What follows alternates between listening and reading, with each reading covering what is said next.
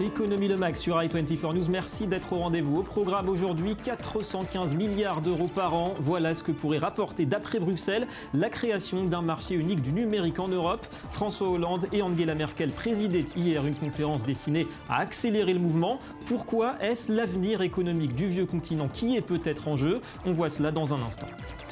Coup de projecteur également sur Jérusalem. La vieille ville s'est vidée de ses touristes ces dernières semaines à mesure que les violences se multipliaient. Quelle est l'ambiance qui règne parmi les commerçants? Reportage dans quelques minutes.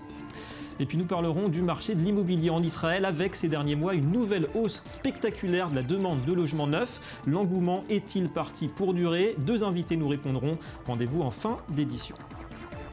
Voilà pour le sommaire, soyez les bienvenus. L'actu éco d'abord, en bref et en images, tour du monde qu'on entame en Afrique. C'est à Dakar que le FMI a présenté son rapport régional semestriel pour la région Afrique subsaharienne, révisant à la baisse ses perspectives de croissance, 3,8% pour 2015 et 4,3% l'an prochain, contre 5% en 2014. Alors pourquoi ce ralentissement? Eh bien il est dû, d'après le FMI, à la chute des cours des matières premières, mais aussi au durcissement attendu dans les prochains mois des conditions de financement sur les marchés internationaux. Le FMI prône au passage la réduction des inégalités, la prudence monétaire et une meilleure intégration au sein du commerce mondial. Il faut se réaliser que l'Afrique subsaharienne est très hétérogène.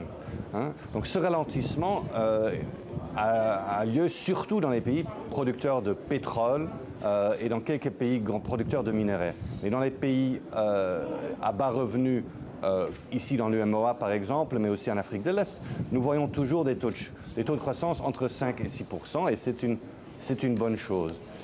L'Amérique du Sud avec un Brésil qui tente toujours d'enrayer sa spirale négative. Brasilia est en récession, moins 3% pour le PIB attendu cette année. Son déficit budgétaire s'est creusé ces derniers mois et l'inflation tourne encore autour de 10%. Joachim Levy, le ministre des Finances, a voulu hier, vous le voyez, redonner des espoirs lors d'un sommet économique à Sao Paulo, rappelant qu'un vaste programme d'investissement à 50 milliards de dollars avait été décidé. La 7e économie mondiale semble à court de solutions face au recul des prix des matières premières. C'est maintenant que nous devons être ambitieux. Nous sommes dans une phase de transformation de notre économie. Une phase de changement qui concerne les matières premières ou la fiscalité. Nous parlons aussi de libre-échange avec le Mexique, l'Europe, la Colombie. Nous avons plusieurs voies de sortie de crise.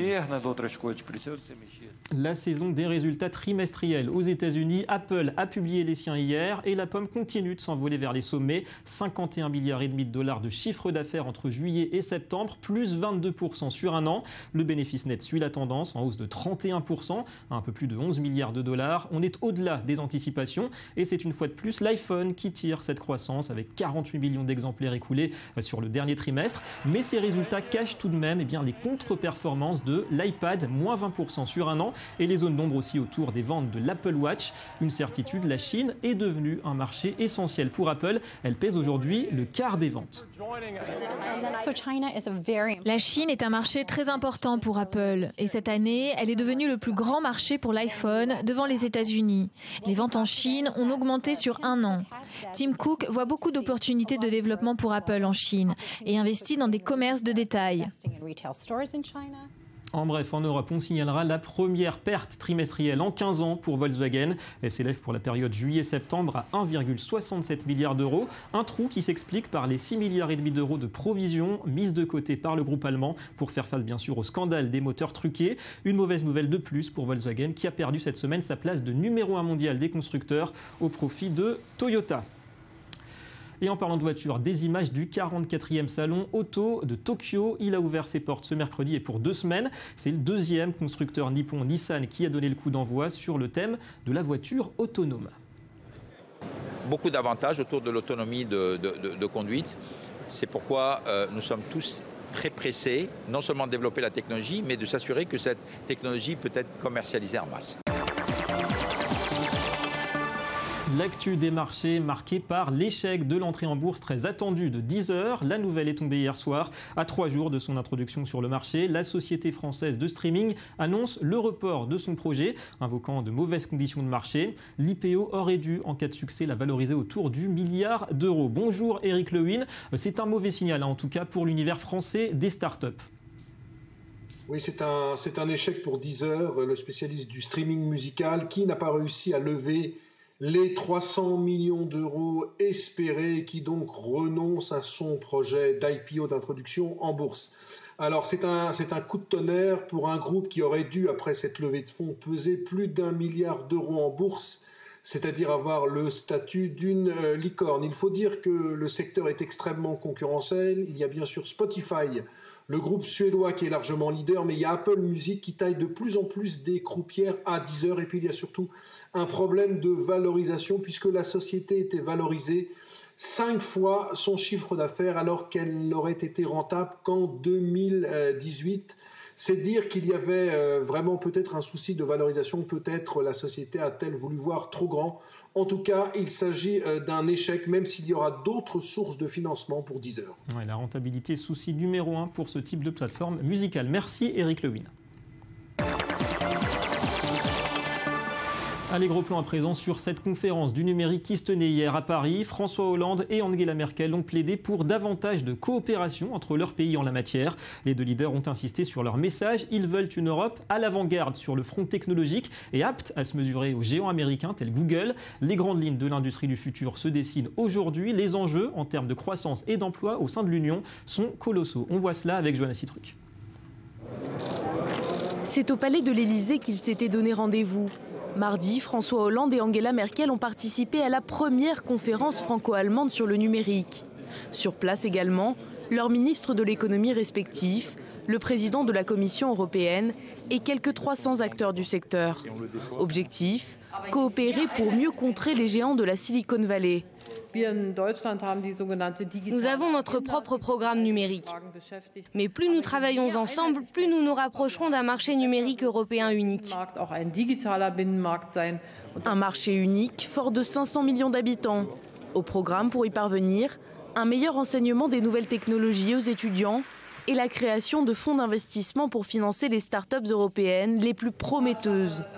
Nous devons penser européen parce que le numérique, c'est la révolution collaborative, par essence. Aussitôt dit, aussitôt fait.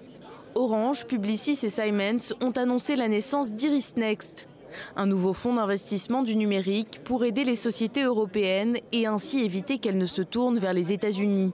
Également, la création d'un fonds de 500 millions d'euros par Orange, Publicis et Siemens pour le financement d'entreprises innovantes européennes. Et parallèlement, la Banque publique d'investissement et la Banque publique allemande qui, avec la Banque publique italienne, ont décidé de joindre leurs efforts pour financer les industries nouvelles en Europe. De son côté, la Banque européenne d'investissement a annoncé un prêt de 25 millions d'euros à Quant. Il s'agit d'une start-up franco-allemande qui a mis au point un moteur de recherche, une sorte de Google européen.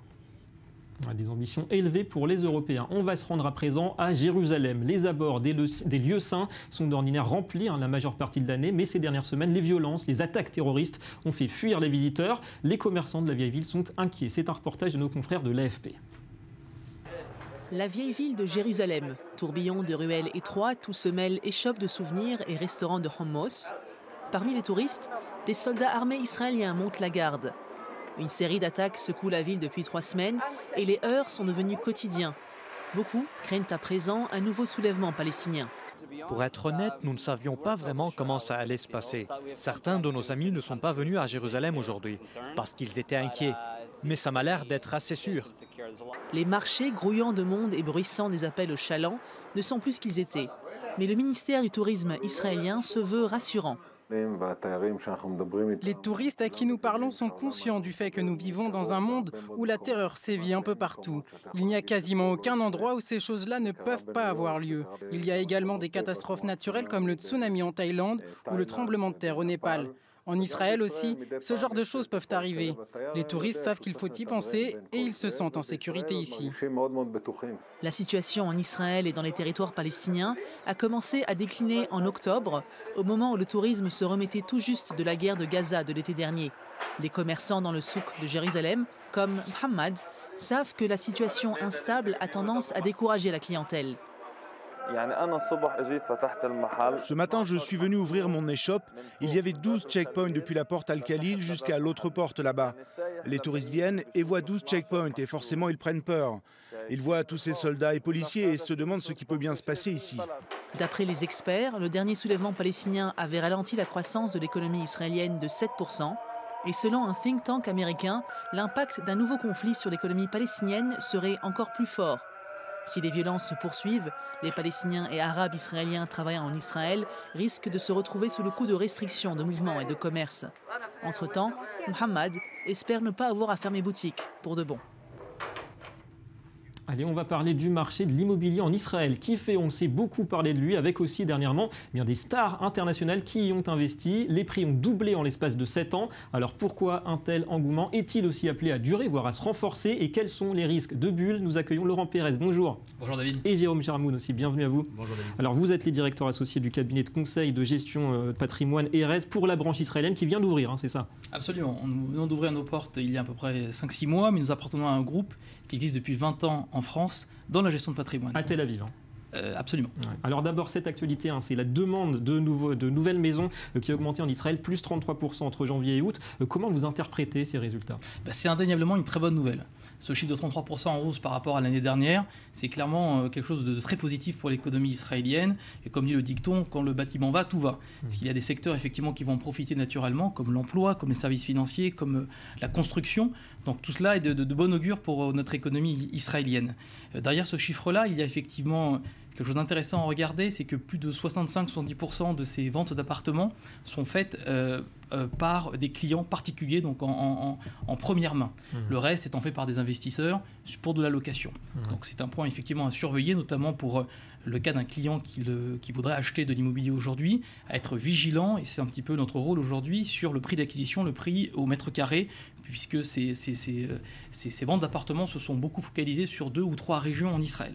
Donc un marché qui garde sa vitalité. Où intervient aujourd'hui votre rôle, votre expertise, celle de conseiller de gestion en patrimoine? Vous êtes présent dès la sélection des investissements, c'est bien ça? Oui, tout à fait. Le cabinet aujourd'hui est présent dès la sélection du produit. On a de nombreuses propositions en fait par des constructeurs et autres. Donc on a une analyse en interne qui est très poussée, très spécifique, très précise. On a même des fois le besoin d'appeler un prestataire externe sur des produits très particuliers, mais on va accompagner le client de A à Z sur le process d'acquisition de biens en Israël. Et est-ce que cet accompagnement va jusqu'au financement du projet? Effectivement, le rôle d'un conseiller en gestion de patrimoine, c'est d'accompagner le client. Donc on a aujourd'hui des partenariats avec des banques internationales permettant des montages et une structuration de ces investissements, comme notamment le nantissement d'un contrat d'assurance vie que l'on peut détenir en dehors d'Israël, ou tout simplement l'hypothèque d'un bien immobilier que l'on peut avoir en Europe, qui pourra permettre effectivement l'investissement ici en Israël. Donc on accompagne nos clients. Alors globalement, ce marché immobilier israélien, vous le voyez comme un placement sûr à long terme. On voit qu'il a prouvé sa solidité, y compris dans les phases d'insécurité. C'est vrai, c'est un placement à long terme, c'est une évidence. Donc, dans toute composante patrimoniale, l'immobilier est un élément vraiment important, donc avec vraiment un besoin de se focaliser sur le sujet. Maintenant, le terme de sûr, on met toujours des petits guillemets sur le sujet. Plus le placement est sur le long terme, plus le placement sera effectivement sans risque, ou en tout cas avec un risque maîtrisé. Donc on a besoin effectivement d'avoir à l'esprit cet élément de longueur de placement et d'horizon de placement qui est importante. Avec en 2 mots des conditions de crédit qui restent optimales. La Banque d'Israël qui maintient ses taux au plus bas, 0,1%. Effectivement, il y a une politique très accommodante aujourd'hui de la Banque israélienne, pouvant permettre effectivement l'accès au crédit dans des conditions optimales, avec un coût qui n'est pas élevé. Et donc finalement, ça permet de maintenir une certaine vigueur de ce marché immobilier. La bulle, on n'y pense pas trop, puisqu'effectivement, aujourd'hui, les manettes sont entre les mains de la Banque centrale, de la Banque israélienne. Et donc à tout moment, un resserrement de ces taux d'intérêt permettront de calmer un petit peu le marché. Merci beaucoup à tous les deux pour ces explications. On passe tout de suite au Media Watch. Et une revue de presse qui se veut appétissante puisqu'on parle de chocolat avec Johanna Citruc. Bonjour. Bonjour David. Alors pas mal de données sur la consommation. Oui, ce mercredi, le 21e Salon du chocolat a ouvert ses portes à Paris. À cette occasion, les médias sont nombreux à parler cacao. C'est notamment le cas du Figaro. On apprend donc que les plus gros consommateurs de chocolat en Europe, ce sont les Allemands avec plus de 12 kilos par an et par personne. Ensuite, on retrouve les Suisses et sur la troisième marche du podium, les Anglais. Et les Français dans tout ça? Alors les Français, écoutez, ils sont plus raisonnables puisqu'ils ne sont que 8e avec un petit peu moins de 7 kilos de chocolat par an et par personne. En ce qui concerne le détail de leur consommation, eh bien, on sait qu'ils ont une préférence pour les tablettes à raison de 132 000 tonnes dévorées chaque année. Ensuite, on retrouve les bonbons, les pâtes à tartiner, le cacao en poudre et les barres chocolatées. En termes de budget, eh bien, les Français dépensent en moyenne 110 € tous les ans, un chiffre qui est plutôt stable malgré la crise et malgré la hausse des cours du cacao. On imagine que l'industrie française du chocolat se porte globalement assez bien. Eh bien, aujourd'hui, l'industrie française du chocolat, c'est quelques 80 entreprises, dont 90% de PME.